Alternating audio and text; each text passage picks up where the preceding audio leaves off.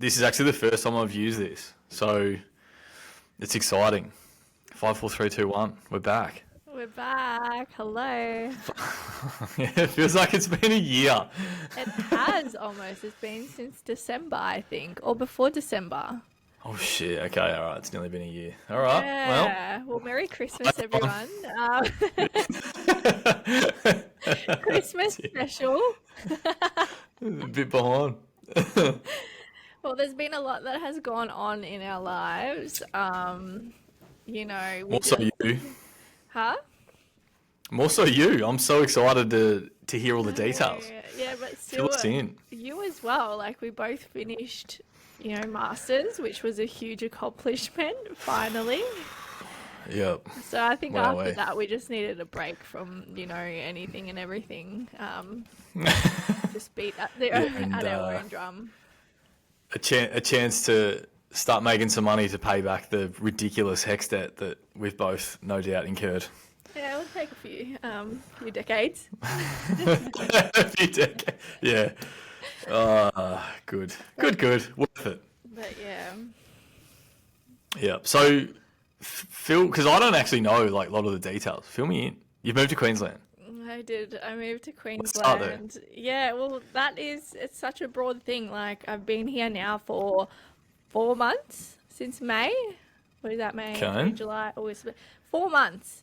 And I just changed my plates today. And I go, That's pretty early. I don't mind that. I'm I managed to officially. make it nearly 2 years in Canberra before I changed mine over. Well, So, listen, good. okay. What happened was I have my marine license in Victoria, but the registration was not registration. It was expiring end of this month. And so my options were to renew it, but I had to be in Victoria to renew it, or I just renew it here. Now, to renew it here, like, it just goes onto your Queensland license. So now I need a license. And I was like, well, okay. if I do my license, then I have to do my registration. So I'm like, okay. So last week I got a roadworthy and got my car serviced because I've been driving everywhere. Did like 15,000 Ks in the 4 months. So I was like, great, time for a service. May as well get a roadworthy. Then may as well just do my plates all at once and my Smart. licenses. So it was just, I had to all do it at once. It just didn't make sense to wait and do it like later because I would have like wasted more money. And then my Victorian license expires in April next year. And I'm just like, whatever. We're just. What's efficient? I It's do. efficient. So Good. I decided last year, probably around October, that I was going to move to Queensland. I needed a change, especially after masters. I was like, it's a perfect opportunity to start my career up there. I was terrified. I went for a holiday there in December, and I was like, okay, I've told way too many people now. Now I have to do it. Yes. Too committed now. And I was like, yeah, okay, like, if I'm going to move out, I may as well, like, there's no point me moving out in Victoria if I want to move. So I just made the decision of as soon as I finish masters, I'm going to try apply for a job. And if I get a job, then I'll move. I ended up applying for a couple jobs, got them both. So then I just moved a month later in May. Can we just like, just 2 seconds? Just applied for jobs, got them both. You can't just skim past something like that. That's Oh, I don't want it to like, make righto. it all about me. Like, it's not that, it just lots has happened. Yeah, I just needed some sort of security and I got both of the jobs. I was pretty, I don't know, it was unexpected to me. I was like, oh, So they're your first gigs, right? Like first official psych gigs. yes, yeah. So how'd you find the jump from masters into the professional world and doing all that? 'Cause it's not easy. Oh, it was, I think after like what we've experienced with masters over the last 2 years, it It was. it was hard, but it wasn't hard because I was there was so many new things. Like, I was moving here by myself. I had to find a place, find work, navigate like just a new lifestyle with her. So I think by then I was like, oh, I know I'm meant to be here. So it's like everything around that is going to be fine. And my whole thing was like, I'm going to work to live. So work's secondary. I came here for, lifestyle. I'm going away all the time. I'm just doing whatever I want, but I'm also working quite hard to create the life I want to live. And I don't know, like when I started work, I was a bit intimidated, but I felt ready. I just felt like, it was what I was meant to be. So as soon as I started, it just felt natural. It's like, I can't even explain, like, uni teaches you so much, but when you're in an environment to connect with people, you like, not everyone can kind of do that. It was just such a, it was just so natural to me to connect with people. And then, yeah, on top of that, like the psychodynamic and all the therapies, that was just secondary to like the rapport building and really making people feel heard and seen and validated. So, yeah, once I started that and then I was just exploring what Queensland has to offer, I was like, I've definitely made the right decision for sure. Yeah, it is nice up there. I've been up there a couple of times in the last couple of months and have thought it wouldn't be too bad living up here, I reckon. Yep, yep. And like So, obviously there's the Olympics coming up here in a few years, so also that was at the back of my mind. It would be really, really awesome to start my career in the sports psych world somehow up here. But yeah, the main focus was at the beginning to just have that security and that stability, so I can be settled and then the sports stuff will come later. So yeah, just like increasing my skill base and learning about people, learning about the different systems, and then once I feel like I'm in a good place to do so, then yeah, put myself out there in the sporting world, if that makes any sense. damn, all right. Did you apply for that job yet? It won't make What sense would to it anyone say? listening unless they know, but Queensland Academy of Sport are looking for psychologists at the moment in preparation for said Olympics. Com Games. What is it? Either one. Yeah. Um, I have done step one today, and tomorrow will be the next. Well done. Yeah. Good. So, yeah, it will be interesting regardless. It'll be a good experience if I even get like just an interview so I can, challenge myself in those ways. But yeah, we'll see. We will see. It's nerve-wracking. I feel like anything in the sports world is very nerve-wracking compared to general psych. So, It's different. It's a different environment, that's for sure. Uh, but yeah, all right, cool. So you settled in. It's been 4 months. Are you still doing two jobs? Or are you doing more? I'm doing four. Just, okay, cool. As you do. Four jobs. All right. Yes. Um, Because do you you know want to? me, I'm just Yeah, I know. I was like, shit. It's just typical. Yep. Cool. yeah, I've got my fingers in different little pies. I've got my own private practice. I've got two contracting jobs and I have one salary job. So, just a All little bit of right. everything and then, yeah, just that experience and exposure to different areas. And then once I feel, yeah, one of them is eventually going to leave, one or two. It's just a matter of like when the right opportunity comes my way. Hint, hint, hint, hint. Yep. Yep. Fingers are crossed under my desk. Yeah, yeah. But Yep. enough about me. How are you? I want to hear about you and everything I did up. well there. How long was that? That was like a good 7 minutes or so of talking just about you. That was nice. Um, No more, please. I don't want Managed to to take get that any out. spotlight. I Yeah, good. I'm seriously in shock that it was. So it was the end of last year that we did the last one. Yeah, yeah. Wow, so we probably said like, see you guys in the new year, and then now it's September.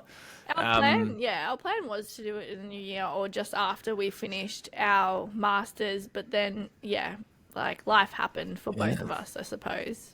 It's a bit different. So yeah, graduated. Yay. That was a bit of an experience in itself. Yeah, can you tell me about graduation? Because I missed it by 2 weeks, everyone. So I'm meant to graduate in November, like the ceremony anyway. So I've just missed out on graduating with you, which really, really upset me. Yeah, well, I nearly missed it too. Anyway, let's just say administratively, universities are not great and they're very inflexible. So the reason that mine was delayed was because a signature was in the wrong spot on the document. It was one signature in the wrong spot. It was on the document, it was just in the wrong spot. They would not let me graduate until that was sorted. I had less than 24 hours to get it done and I was out of town. It got done over time because a very, very lovely person who's no longer there pulled in God knows how many favours to get that to happen. So I got to graduate, but on time. But it was weird because there was only 3 sports psych students that were graduating at the time. And then I think there was about 100 clin psychs. So we felt very, very outnumbered. I think it was about 100. Like seriously, it was unreal. Wow. But we were clearly the cool kids. So it didn't matter. Self-professed. Surely you're We thought we coming were the to cool my kids one. anyway. Surely you're coming So to my graduation. Surely. yeah, I'll come. If you fly to Melbourne for your graduation, I am. I'm planning to. I'm just waiting for that email and saying when it's going to be. all right. Well, I've committed to it now. We're on the pod. I've committed.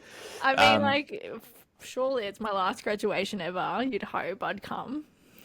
Well, that was what I said to my folks too. I'm like, you better come because it might be my last one. Hopefully, it's my last one. I hope I've had enough now. But yeah, being a psych in sports is odd, as I'm finding out now, because no one really wants anything to do with you when things are going well, which is fine because things are going well, so they don't need you. When the shit hits the fan really badly, it's like, dude, fix it, please. Like something's wrong and you can fix it. And then everything in between is a bit like, it's kind of self-driven almost, where you have to kind of, like, there's got to be a shitload of initiative where it's like, how you going with things? You've got to be really subtle in the way that you're kind of talking with people. And it starts off with a really, like, surface level conversation that if you build that up enough and they build enough trust in you, then you might get something out. But I've found it's hard to build. It's very hard to build. It's way harder than I thought it was going to be. I thought people would be like, oh, sweet, a psych. Dude, I've got performance anxiety. Like, give me all your tricks. But it's definitely the complete opposite in most cases. The thing I found was the guys that have experience that have had experience in were way more open to speaking about stuff. Yeah, I have found that, I know it's a bit of a split. Like, I find people who are open to it have had someone else who's experienced a sports psych or have been referred by a mentor or coach who thinks highly of them. You know, and I guess like taking away adding in, sorry, like the sports psychologist makes things a lot better and more approachable. But yeah, there's also that like, oh, I don't need it. Like everything's fine. Why would I need it? So you have that side of like mentality as well. And yeah, like working in the sports world, you're always fighting for your place there. You're always like trying to put yourself like close to them or like gain that trust without trying to, but also like always having at the back of your mind the ethics and you know those relationships and the boundaries that you have to uphold. Whereas like in general practice, like I'm in my own office and people are coming to me to see me. You know what I mean? It's like, oh, I don't have to fight for them. They just come into me. Whereas I remember in the cricket, especially like having to have like 5-minute chats with everyone so no one would feel excluded from talking to a psych just to get that rapport build, just to make them see that you're not scary, you're not like, there's nothing wrong with you. It can actually just increase your performance or increase the skills that you already do have. But yeah, it's very tricky, and I guess that's why I've taken a step back for now, just to focus on all the other skills that of a psychologist before I have to put myself in more uncomfortable situations. Yeah, it's a smart move, for sure. Because I find that the private practice side of it, where it's the closed door office kind of approach, is you learn so much about etiquette, and not just psych, like professional psych etiquette, because you kind of like, you learn that already, and we've learned in uni and all sorts of stuff. But just it's more like human etiquette, like professional human etiquette. How do I go about different things with different people, which is so good for learning. It was like with the EAP service, there was like a revolving door, where it was literally a revolving door. 6 sessions a day, every day of the week, and you come. What's the issue? This random thing that I've never dealt with before. Okay, cool. Let's figure it out. It's really quite tricky. The way that I've been explaining it recently with sports psych, for those that are reluctant, is, when if you go to do a puzzle, and you've got the puzzle's in the box and it's wrapped in plastic, and you rip the plastic off and you open the box up and the bits are everywhere. Some of them are upside down and you can't see shit. You flip the thing upside down. Most people try and sort out where some bits are and figure out some patterns, or you find the edges or whatever it might be. So you start to figure out what the puzzle might look like. Eventually you get a couple of clusters together and you're like, I know what this is going to be, but you don't. You know roughly what it's going to be because you looked at the cover of the box. Sports psych's a bit like a puzzle with no picture on the box. You flip the pieces out and you try and figure it out as best you can, and you put a few of them together and you think you know what the picture's going to look like, but until you ask us to help you put the puzzle together, you're going to get stuck. So it's helpful to speed up that whole process. If you want to speed up the process, then ask. Otherwise, it might take a lot longer than you want it to. What do you think of my analogy? You're always Are you on good board? with analogies. Yeah, I always agree and resonate with your analogies. I'm not the best at analogies, so I always steal them off you. We can steal that one. Thank you. But yeah, I agree. I don't know how you come up with them. Yeah, I know. Creative. Do you lay awake at night and be like, Yeah. how am I 2 in the gonna-" morning, I'm like, oh, that'd be a good analogy. I need to write that one down. Got to write that down. The problem is I never write them down, and then You I still forget kill half it, of though. them. You still kill it. Have you So, over the last how long has it been? 8 months, 9 months. Have you found what your your interests are, whether it's general psychology or sports? What type of issues or what type of issues you like to work with? so specific issues, not really. This is the problem I always had with it. Was all the way through they sort of tried to make a distinction. They being the people that were teaching us this stuff, tried to make a distinction between picking a certain treatment type as your preference. Don't pick a certain clientele because it restricts you too much. But the thing is, I just love working with athletes. Athletes have a different kind of, I don't want to say mindset, because it's just taking the piss out of a lot. But it's just that mentality. Though. Yeah, you know what I mean, right? Yeah. So an athlete mentality is so different to the general pop clients that I had, where everything was just really hard. And the athlete is doing some ridiculously hard things, being like, why can't I be better at this? Because it's really hard to do, and you're trying to do heaps of it. Well, Just working with people with that mindset is, yeah. I love it. Yeah, because it's the 1%, and I mean that by their skill can only take them so far, and then as soon it's more their mental health, mental capacity, mental skills. That's what we try to work on to increase that confidence, that anxiety, that focus, so they can perform better, not only mentally but physically. Because at the end of the day, like like they've been training for years and years. Like their bodies know automatically what they need to do, but it's always the mind that's going to stop them. And whether there's like an injury involved, whether there's like a situation outside of, the sport that they've experienced and are having a hard time with, like it can be anything. Sometimes they're not even aware of what it is. And I think that's my kind of special interest. It's not just putting a mental skill on top. It is figuring out what's the root cause of what's happening. And this is for general population and sports populations, because there's always a root cause of what's happening right now. That's what I believe anyway. And from what I've worked within like sports in general over the last couple of years, I have noticed that, figuring out that root cause has it improved their mental capacity, their physical capacity and performance way better. And every time they've been like, oh, I've tried this and that, and I'm like, yeah, they're great. That was like a band-aid kind of situation.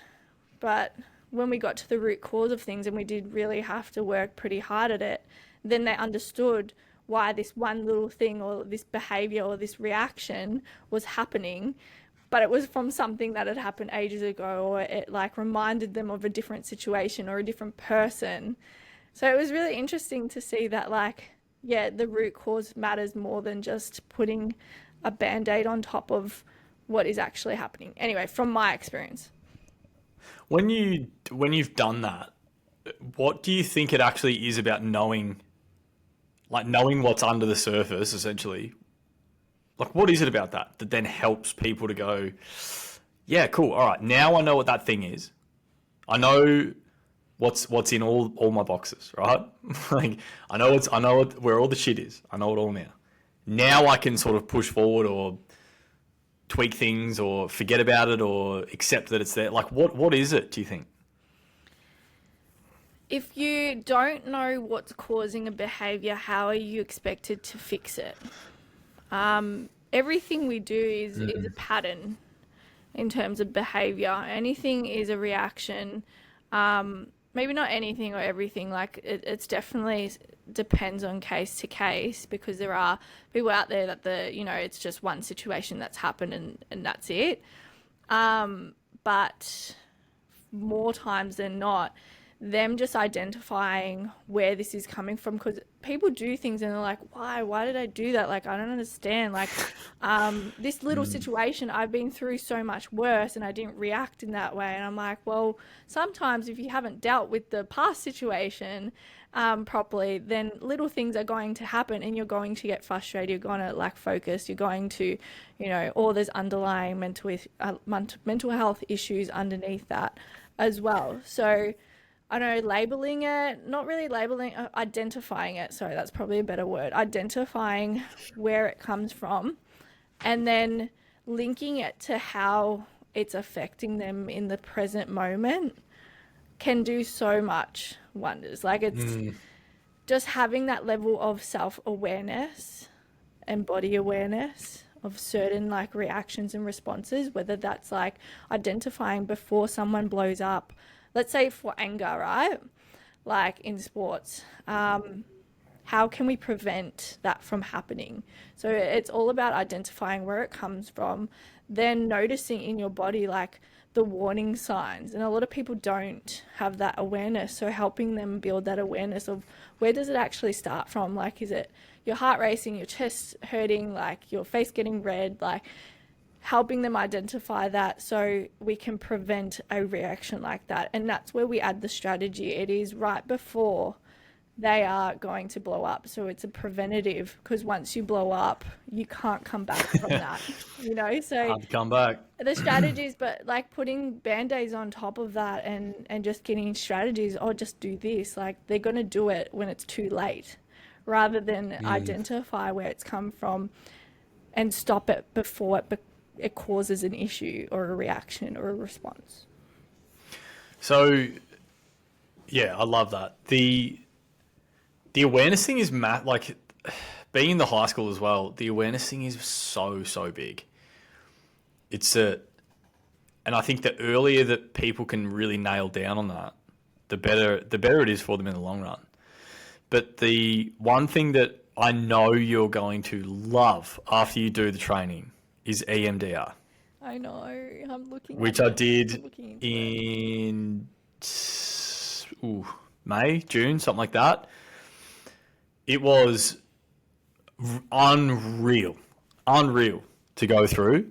And I've got a couple of clients that I'm doing it with at the moment. So so I've seen even just the early stages of what's involved. I've already seen the impact that it can have, and it's unreal. The whole thing is, I yeah, know. you got to do it. I'm like, I drank the Kool-Aid Yeah, after the weekend. I was no. like, I've been looking into yeah, it for like 3 years, and I tried to look for, but because they only do the courses every now and then for like one specific place, they don't have any this year. But yeah, definitely going to do it because trauma is my forte. It is what I love, and that is like PTSD, like injuries for athletes, like any sort of trauma, physical, mental, is like something I love. So EMDR, and I already have a couple of clients that I'm like, oh my god, you will benefit from this. So yeah, it's my priority to get that done. But well, yeah, do you dude. get you're getting supervision for it at the moment?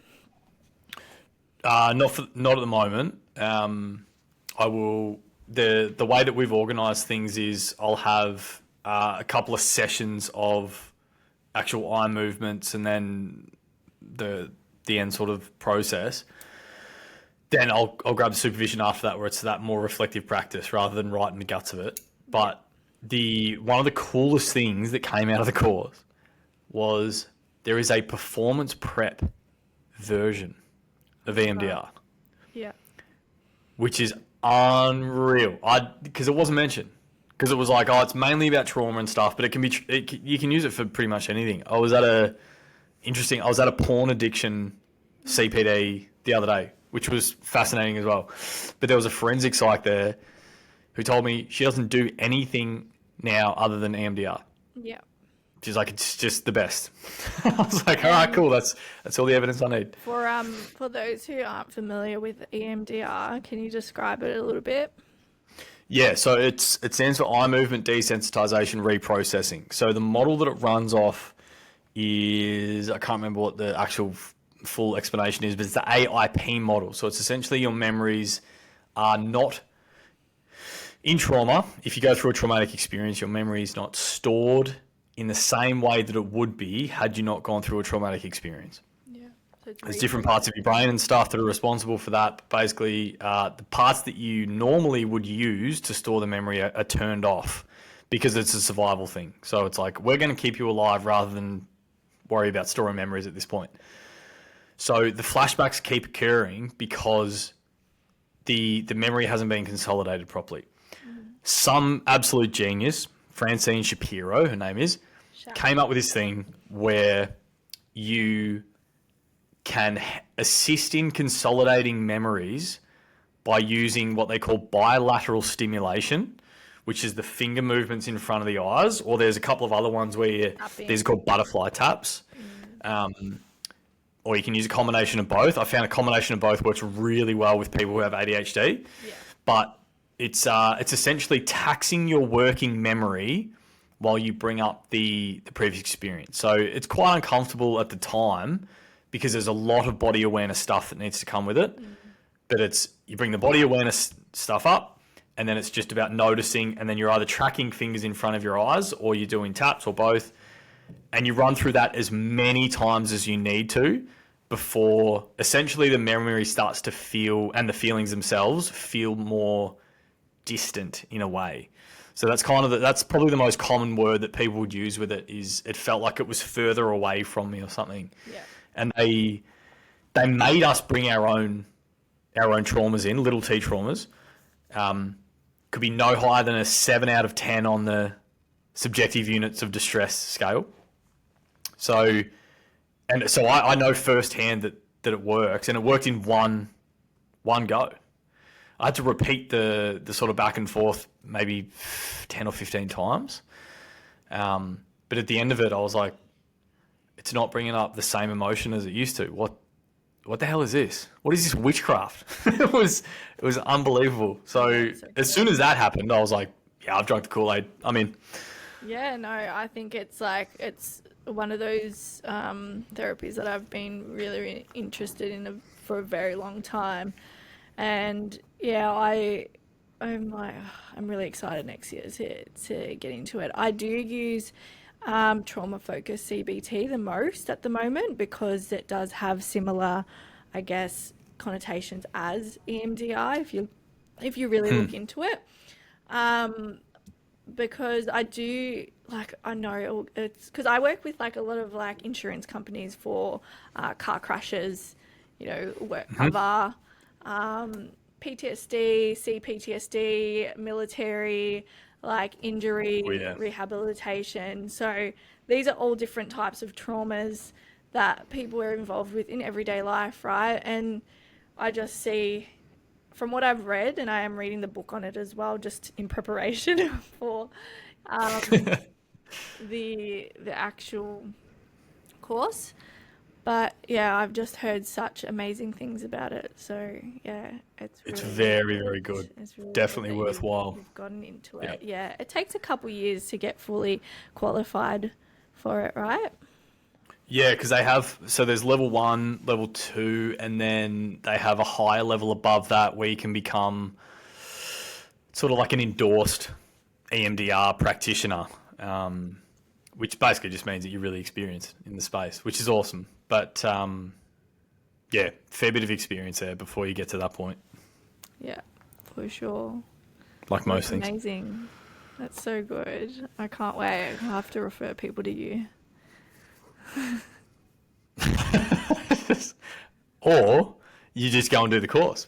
I know, but there's none this year. I have to wait till like mid-year next year, and then that will take me how long to do? But it's fine. It'll get done. It'll be worth it. It's very, very good. Yeah. So. Any other wins that you've experienced over the last few months? I'm sure there were plenty. Probably none that we can share. That's the problem with psych, is like there's so many cool wins that you can't share publicly, or even in private for that matter. But it's a bit of a tough space.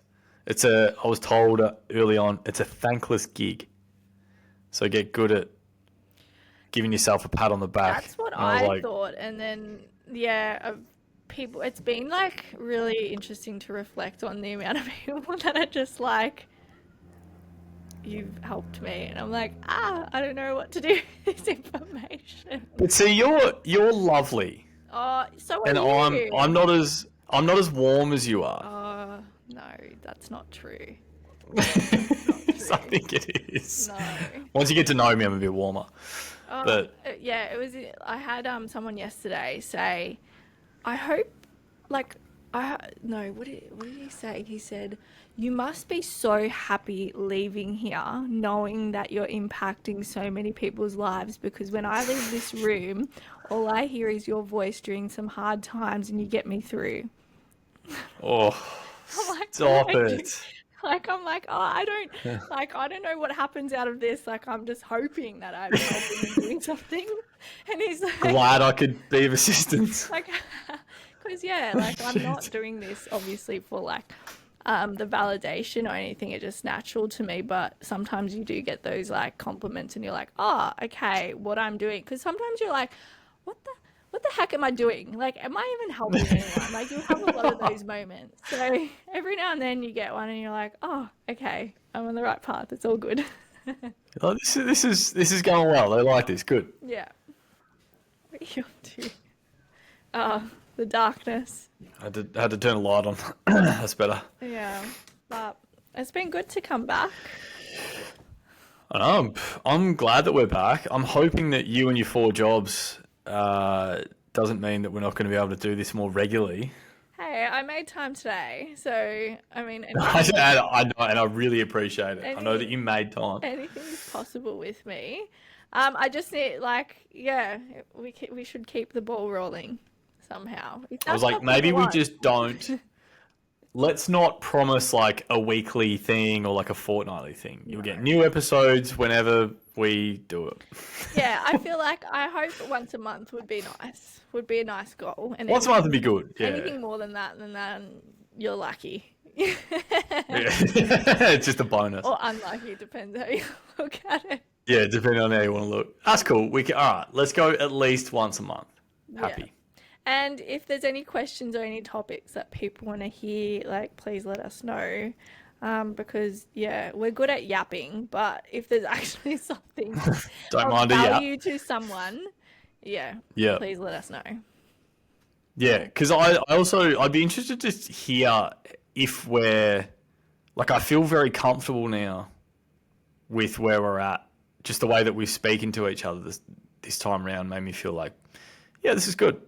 Yeah, I mean, we haven't Feeling probably settled. spoken, for, That's- I'd like to say maybe I know. 3 months. So this is, I don't like it. I know.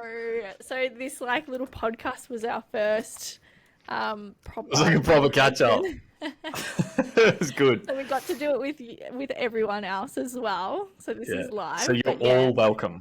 it's cool to see like I guess the change in how we do this. I feel like it is a lot more natural than when we first started, and all the first episodes are very cringe to me. But you sounded lovely. But me, I'm just... Cringe. Fuck. That's so savage.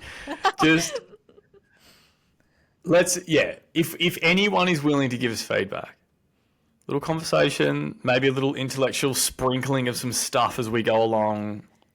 Otherwise, we'll just chit chat shit, and if you hate it, we'll stop listening. But if you love it, Yeah.